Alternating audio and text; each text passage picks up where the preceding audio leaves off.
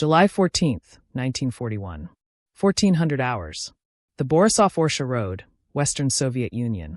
Captain Rudolf Steiger of the Wehrmacht's 7th Panzer Division had spent the morning advancing through what German intelligence assessed as a collapsing front. His mechanized column, part of Army Group Center's thrust toward Smolensk, encountered the expected Soviet resistance. Scattered small arms fire, occasional anti-tank guns, the disorganized retreat that had characterized the campaign since June 22nd.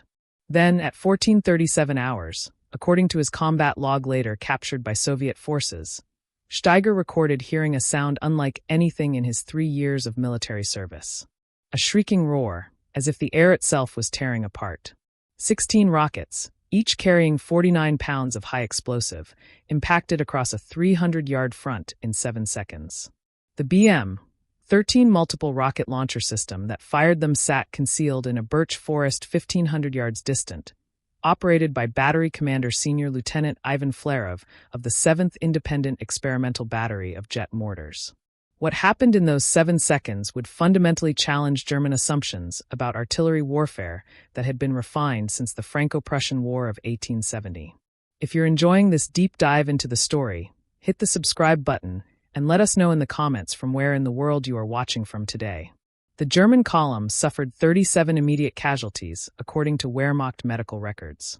But the psychological impact, documented in dozens of after-action reports from units along the Orsha axis during July 1941, exceeded the physical destruction. German soldiers who had remained calm under conventional artillery bombardment abandoned vehicles and positions. Officers reported troops exhibiting symptoms that Wehrmacht medical staff initially classified as combat fatigue, though these men had shown no previous signs of stress. The weapon that created this response had been designated a state secret by the Soviet government. Production facilities operated under NKVD guard. Launcher crews swore oaths never to allow the systems to be captured. Stalin himself had approved deployment orders with specific instructions that batteries would operate only under conditions preventing German examination of the technology. The central question that would consume German military intelligence for the next 4 years was not how the Soviets had developed rocket artillery. The technology was understood, but why crude, inaccurate saturation fire proved more psychologically devastating than the mathematically precise artillery doctrine that German gunners had perfected. The answer would reveal a fundamental truth about industrial warfare that contradicted everything the Wehrmacht had learned about applying firepower. German artillery doctrine in 1941 represented the culmination of 70 years of development. Since the Franco-Prussian War, German military theorists had refined artillery into a precise instrument. Fire direction centers calculated trajectories accounting for barrel wear, propellant temperature, wind speed, and atmospheric pressure. Forward observers called adjustments in meters. Batteries fired coordinated time-on-target missions where shells from multiple guns arrived simultaneously after traveling different flight paths. The system required extensive training, sophisticated equipment, and mathematical precision. Field Marshal Walther von Brauchitsch, Commander-in-Chief of the German Army, had written in his 1940 pre-invasion assessment that Soviet artillery posed minimal threat due to inadequate fire control and observer training. German intelligence estimated Soviet gunners required 4 to 5 times longer than German crews to achieve accurate fire on target. Wehrmacht doctrine emphasized that modern artillery warfare was won through precision, not volume. A single German battery delivering accurate fire was worth 3 Soviet batteries firing inaccurately. This confidence rested on extensive combat experience. German artillery had devastated Polish formations in September 1939, shattered French defensive positions in May and June 1940, and supported the Balkan campaign in April 1941. The system worked because it integrated observation, calculation, and delivery into a coherent whole. German gunners could place shells within 25 yards of designated coordinates from ranges exceeding 10 miles. The Soviet approach to artillery had developed under entirely different constraints. Revolutionary military theory, emerging from the Civil War of 1918 to 1921, emphasized mass and shock over precision. Mikhail Tukhachevsky, whose military theories shaped Soviet doctrine until his execution in 1937, had written that artillery must achieve psychological dominance through overwhelming fire density. Soviet industrial capacity could not match German precision manufacturing, but it could produce vast quantities of simpler weapons. This philosophy would reach its ultimate expression in the BM-13 system.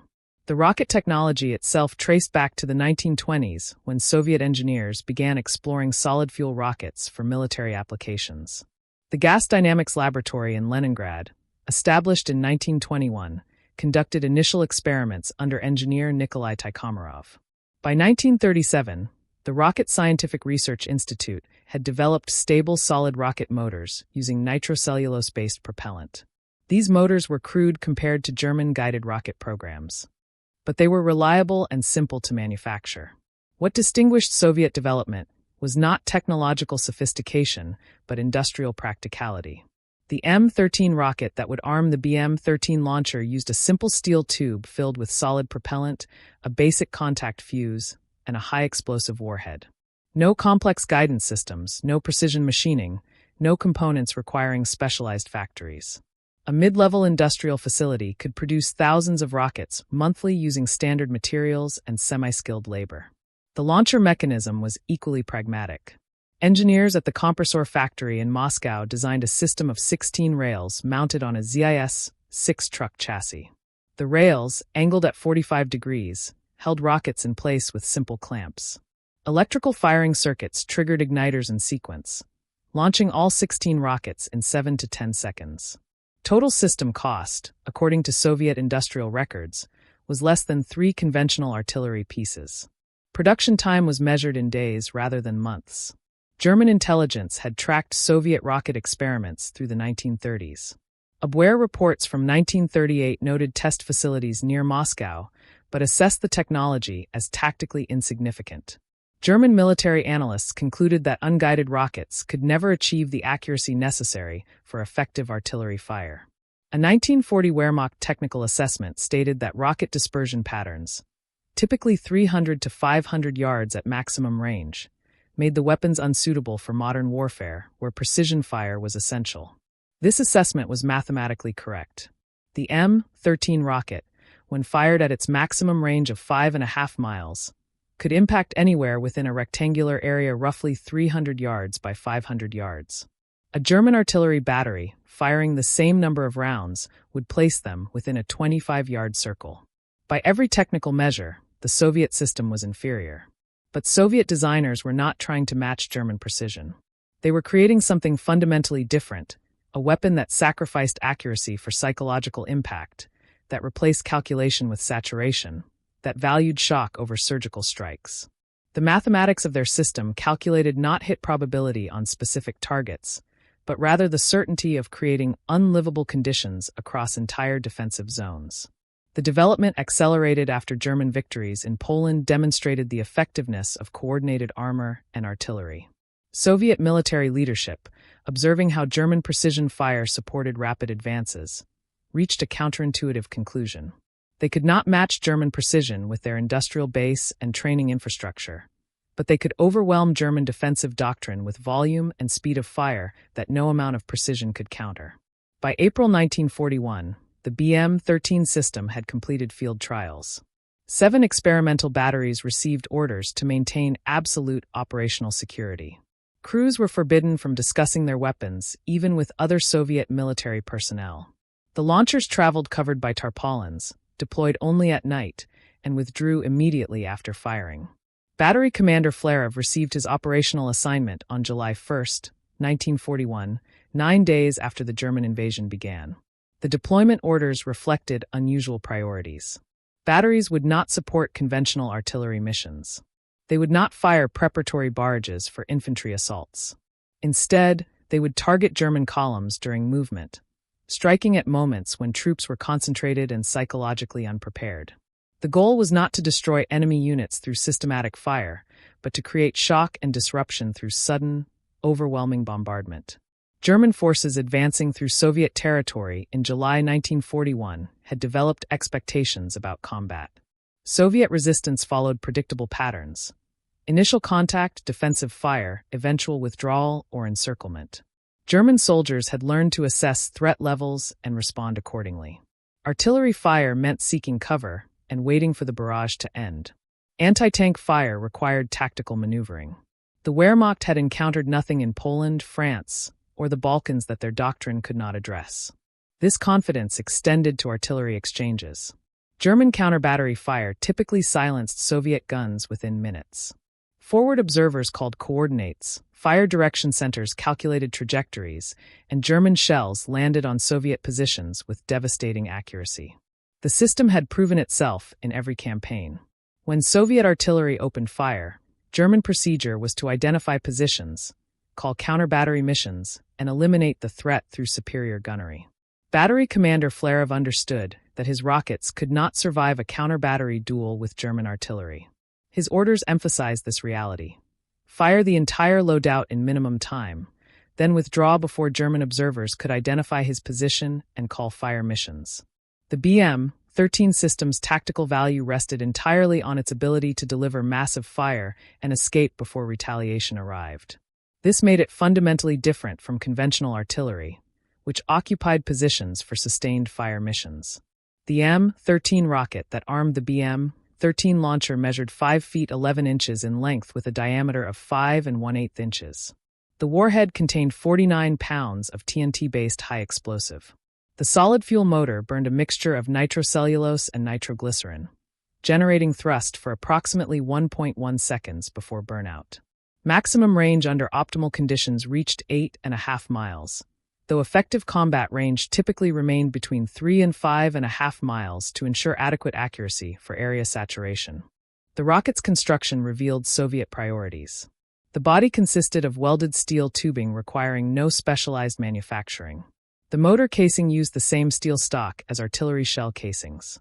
The warhead employed standard military explosives.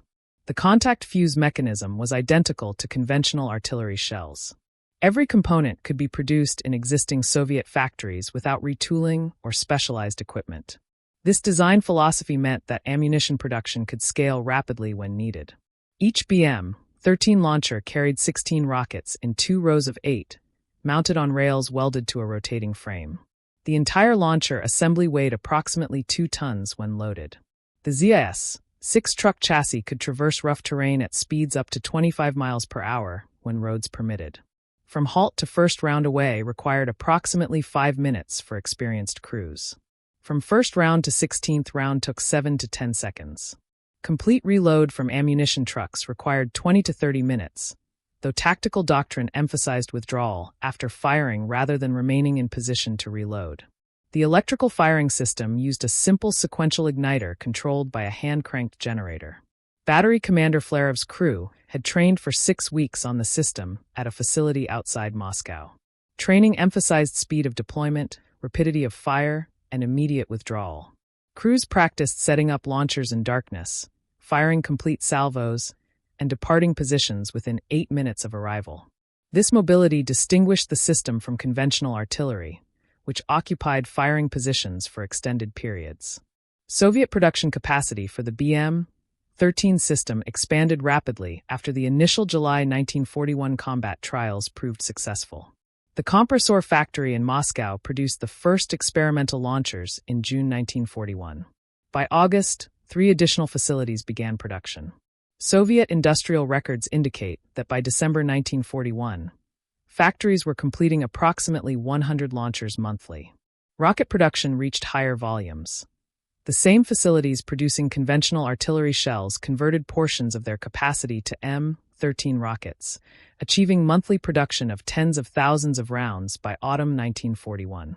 German intelligence struggled to assess the actual scale of deployment. Captured Soviet soldiers were forbidden under penalty of death from discussing rocket artillery. Batteries operated under strict security protocols. Launchers moved only at night when possible and remained camouflaged during daylight. The NKVD assigned special detachments to each battery with orders to destroy the equipment if capture appeared imminent. Throughout 1941 and 42, German forces never captured an intact BM-13 launcher, despite repeated attempts. The tactical employment doctrine developed from the July 14th engagement refined the system's strengths while minimizing its weaknesses. Soviet command recognized that BM-13 batteries could not survive counter-battery exchanges with German artillery. The solution was to avoid such exchanges entirely. Batteries received orders to fire only when German forces were concentrated in movement. Columns on roads, assembly areas before attacks, logistics concentrations. The goal was to strike when the enemy was most vulnerable and least prepared for artillery fire. Battery commanders operated with unusual independence. Unlike conventional Soviet artillery, which fired according to centralized fire plans, BM-13 batteries received target zones rather than specific coordinates. Commanders could choose exact firing positions and timing within broad operational parameters. This flexibility reflected the system's tactical reality. The weapons worked best when employed opportunistically against targets of opportunity, rather than in support of predetermined fire missions. The first major coordinated employment of BM-13 systems occurred during the defense of Moscow in October and November 1941. By this time, Soviet production had created approximately 40 batteries, though exact numbers remain disputed in historical records. German Army Group Center's offensive toward Moscow encountered rocket artillery support at multiple points along the front. Wehrmacht after-action reports from units engaged during this period document a consistent pattern of responses to BM-13 fire. Lieutenant Hans Rudel of the 2nd Panzer Division recorded in his combat diary on October 19, 1941. The Russian rocket artillery opens without warning. No sound of approaching shells, no time to take cover. The shrieking arrival and impacts occur almost simultaneously. The psychological effect exceeds the actual casualties. Men who remained steady under conventional artillery fire sought any available cover, even abandoning positions when no cover existed. German medical officers noted unusual patterns in casualty reports from units engaged by rocket artillery. Physical casualties were often moderate, comparable to conventional artillery of similar weight. But combat effectiveness degradation exceeded what physical casualties alone would predict. Units that had maintained cohesion under sustained conventional bombardment showed signs of disorganization after relatively brief rocket attacks. Wehrmacht personnel reports documented increased instances of troops abandoning weapons and equipment when withdrawing from positions under rocket fire. The Wehrmacht's systematic approach to threat assessment required understanding enemy capabilities to develop countermeasures. German intelligence officers compiled extensive reports on Soviet rocket artillery throughout late 1941. These assessments revealed a troubling reality. The weapon violated fundamental assumptions about artillery effectiveness. By German doctrine, artillery achieved results through accurate fire on specific targets. Rockets that scattered across hundreds of yards should have been ineffective. Yet they were producing results that precision fire was not achieving. If you find this story engaging, please take a moment to subscribe and enable notifications. It helps us continue producing in-depth content like this.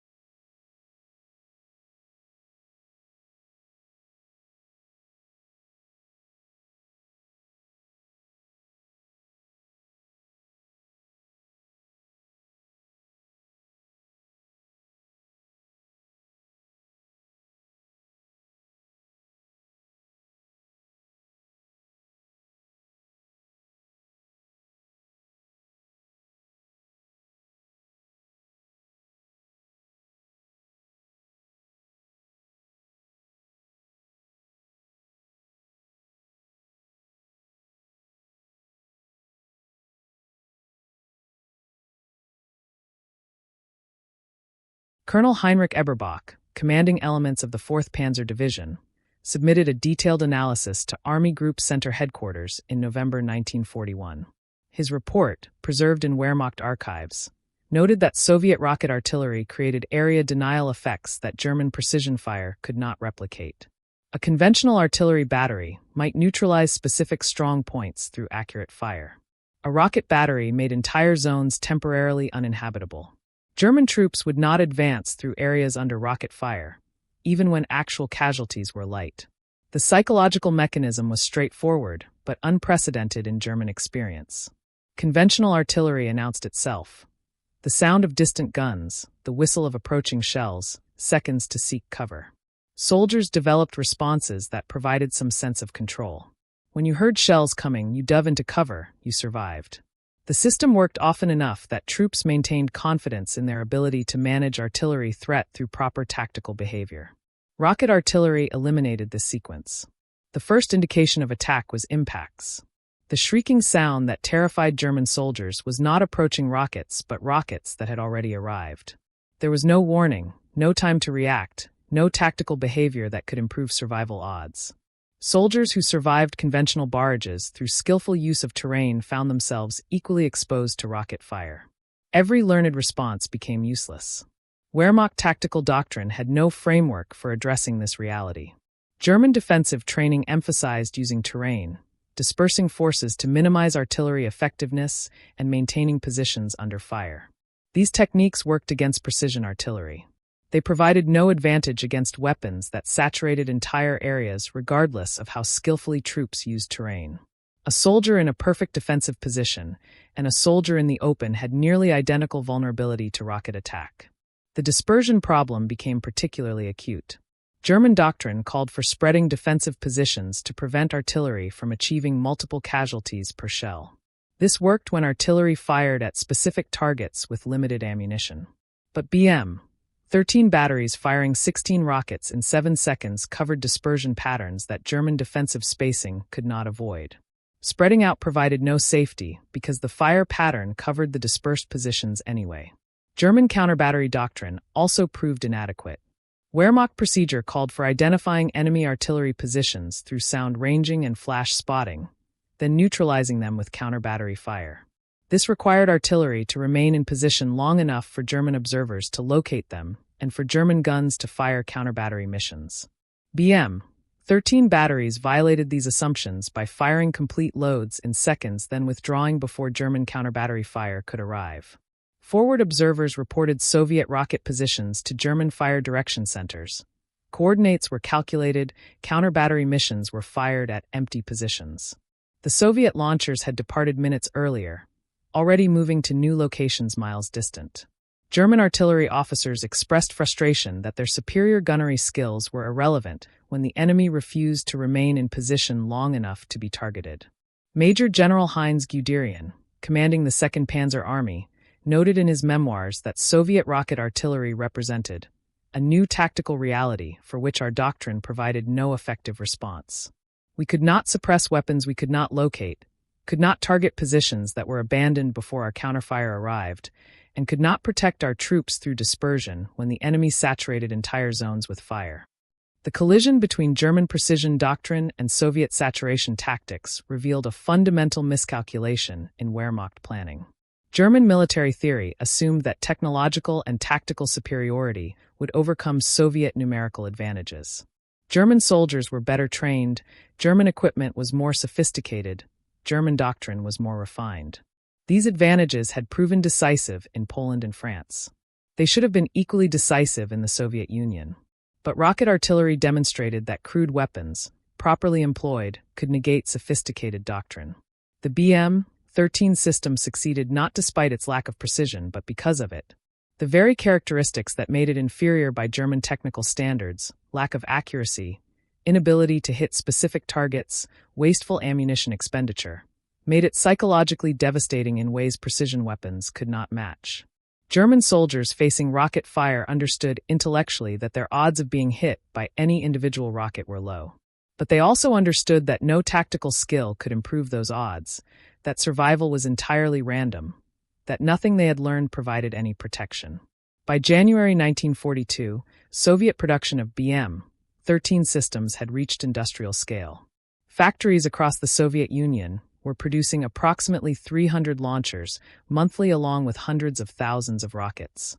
The weapon that had been a state secret 6 months earlier was becoming a standard component of Soviet artillery doctrine.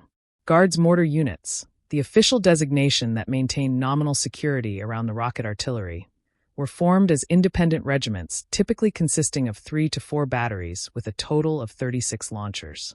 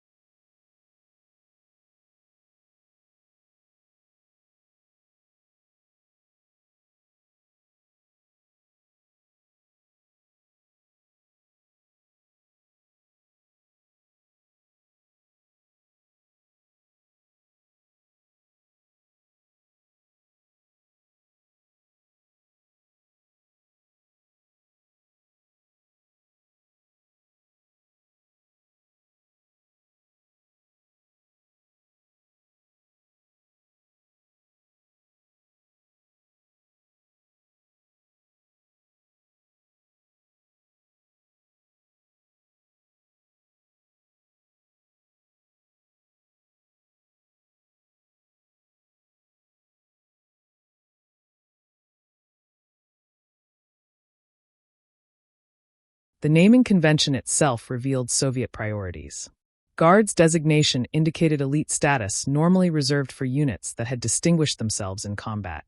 Mortar was deliberate misdirection, suggesting conventional weapons rather than the rocket systems.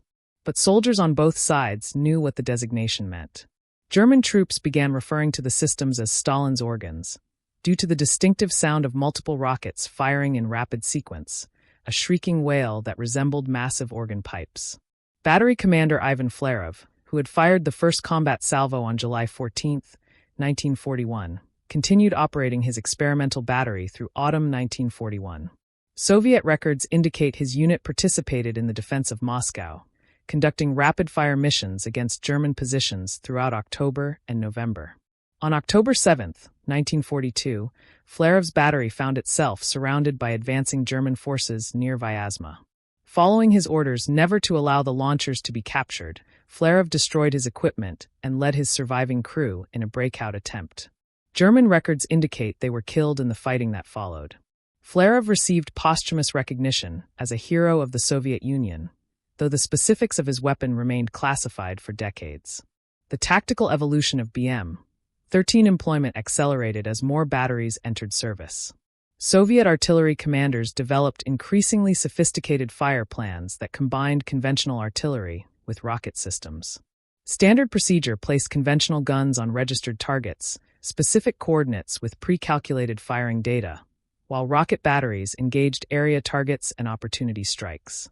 This combination exploited each system's strengths: precision fire for known positions, saturation fire for suspected concentrations or mobile targets.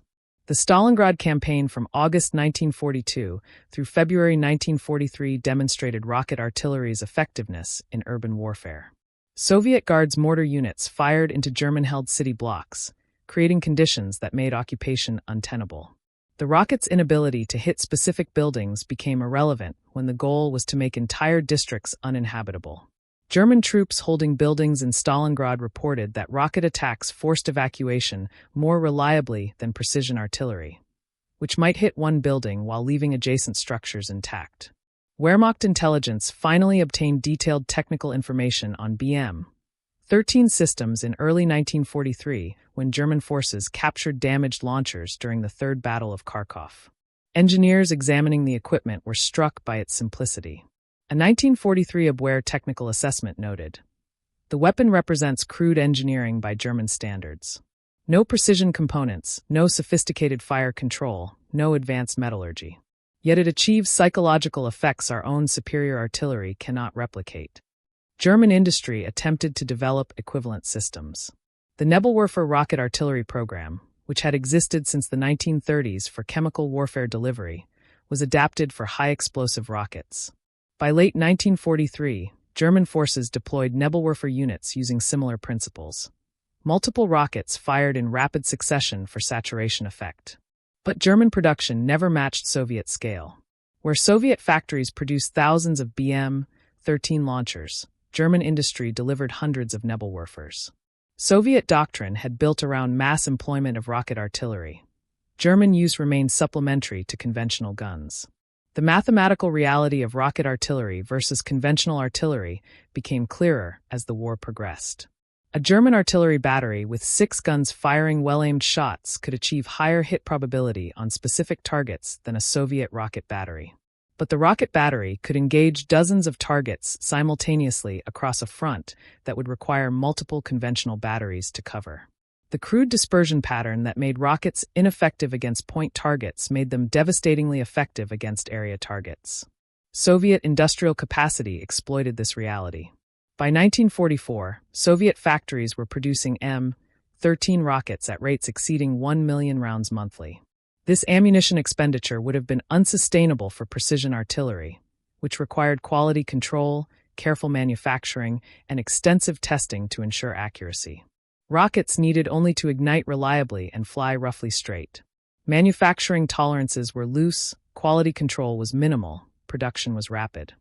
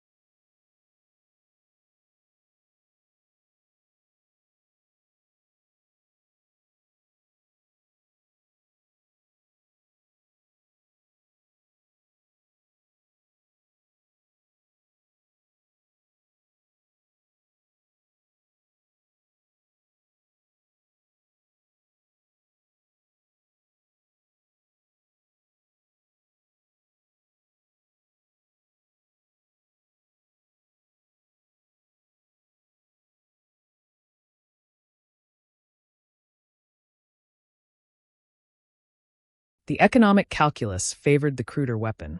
A single BM-13 launcher with ammunition cost less than one conventional artillery piece. It could be produced faster using less specialized labor. It required minimal training for crews to achieve basic competency. Most critically, it could be manufactured in vast quantities without straining industrial capacity needed for tanks, aircraft, and other weapons requiring precision engineering. German forces facing increasing rocket artillery fire throughout 1943 and 44 developed tactical responses that mitigated but never eliminated the threat. Troops learned to disperse more widely, to avoid concentrating in obvious target areas, to move more frequently to prevent Soviet observers from identifying patterns. These adaptations reduced casualties, but at a cost. German tactical flexibility decreased when movement and concentration became dangerous. The operational impact appeared in unexpected ways. German units planning attacks had to account for the likelihood of Soviet rocket fire disrupting assembly areas. This required dispersing forces before attacks, which complicated coordination and reduced the shock effect that concentrated armor and infantry could achieve. German defensive positions had to assume rocket bombardment, leading to wider spacing that reduced defensive fire density. Every tactical decision was shaped by the need to minimize vulnerability to weapons that German doctrine still classified as technically inferior. Captain Rudolf Steiger, who had recorded the first encounter with rocket artillery on July 14, 1941, survived the war. His post-war testimony to American military historians included detailed observations about the psychological progression German soldiers experienced. Initial encounters produced shock and confusion. Subsequent exposures created persistent anxiety that conventional artillery did not generate. Veteran troops who remained calm under the most intense conventional bombardment would show stress reactions to rocket fire. Steiger noted that the randomness was crucial. Conventional artillery could be predicted to some degree. Forward observers calling fire created patterns. Preparatory barrages had standard durations. Experienced soldiers developed intuitions about when bombardments would lift. Rocket fire arrived without pattern or predictability. There was no way to develop useful intuitions, no experience that improved your odds. This combination of sudden onset and complete unpredictability created stress effects that accumulated over time rather than diminishing through habituation. The broader influence of Soviet rocket artillery extended beyond the Eastern Front. Western Allied forces, observing Soviet tactics, incorporated similar systems. American forces deployed the M4 and M4A1 rocket launchers, known as Calliopes, mounting rocket systems on Sherman tank chassis. British forces developed similar weapons. The principle of rapid saturation fire had proven its value across multiple armies and theaters. But the scale remained distinctly Soviet. By war's end, Soviet forces operated thousands of BM-13 launchers along with improved models, including the BM-31 firing heavier rockets. The weapon had evolved from experimental system to core component of Soviet artillery doctrine. Post-war Soviet military theory elevated rocket artillery to equal status with conventional guns, a recognition that saturation fire achieved results that precision fire could not. The legacy extended into the Cold War and beyond. Soviet rocket artillery doctrine influenced military forces worldwide. The principle of massed fires, trading accuracy for volume, became standard in armies that could not match Western precision technology. The BM-21 Grad system, introduced in the 1960s, represented a direct descendant of the BM-13, using the same tactical principles refined over decades of development. Western military forces, dominant in precision weapons, struggled to counter saturation rocket systems. The problem that plagued German forces in 1941 through 45 remained unresolved. How do you target weapons that fire and displace before counter-battery fire can arrive? Modern counter-battery radar can track rocket trajectories to their origin, but the tactical reality persists. By the time counterfire arrives, the launchers have departed. The fundamental tension between precision and saturation, between quality and quantity, between sophisticated doctrine and crude effectiveness, continues in contemporary warfare. Military forces with advanced technology pursue precision engagement, following the German model of calculated, accurate fire. Forces with limited industrial capacity or facing technologically superior enemies embrace saturation tactics, following the Soviet model of overwhelming volume compensating for lack of precision. The 8.5 square miles of territory where Captain Steiger first heard the shriek of incoming rockets on July 14, 1941, demonstrated a truth that military planners had not fully grasped. In industrial warfare, victory does not necessarily belong to those with the most sophisticated weapons, but to those who can produce and employ adequate weapons in overwhelming quantities. The Germans had precision. The Soviets had volume. Precision could kill more efficiently, but volume could kill more absolutely. The BM-13 system saved the Soviet Union not through technological superiority, but through psychological dominance achieved via industrial capacity. The weapon was crude, inaccurate, wasteful of ammunition, everything German military theory said artillery should not be. Yet it worked because it attacked a vulnerability that sophisticated doctrine could not defend against. The human need to feel that skill and training provide some measure of control over survival. Rocket artillery stripped away that illusion, replacing it with the terrible randomness of modern industrial combat, where death arrived without warning and no amount of tactical skill provided protection. Thank you for watching. For more detailed historical breakdowns, Check out the other videos on your screen now, and don't forget to subscribe.